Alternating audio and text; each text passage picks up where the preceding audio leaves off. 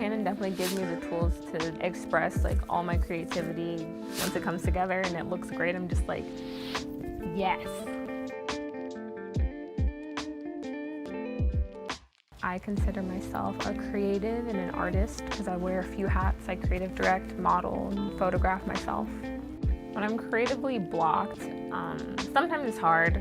I've been able to learn how to work through them easier now. I'll either go back and look at concepts that I had during the times when I did have like a lot of ideas and I wrote all of them down, or if those concepts don't inspire me, then I'll just take a break and come back in like a day or two, be fresh and wide-eyed and ready. When I build sets, usually it's like I'm creating another world in my little room that I shoot in all the time. I don't want to spend hours trying to edit something and trying to make it look real when I can just figure out how to make it look real in real life. It is crazy how some people edit stuff, but I also think it's crazy when I see something that's actually built and I'm just like, you built that? I like feeling like I'm in it versus like if I'm just in the empty space and then I edit everything around me, it's harder to get that feeling of like being whatever the concept is in your mind.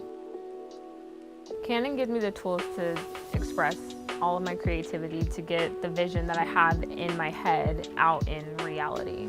I've never done a whole lot of editing because as long as my set in real life looks good, once I take the photo, the colors are always really good. Especially when I do shoots that are really colorful, I notice that sometimes I won't edit the photo at all.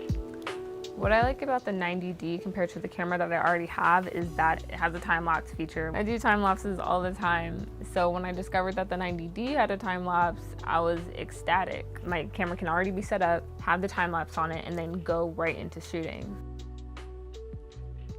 I just want to inspire people to realize that you don't need thousands of dollars to create something or go after what you want in life.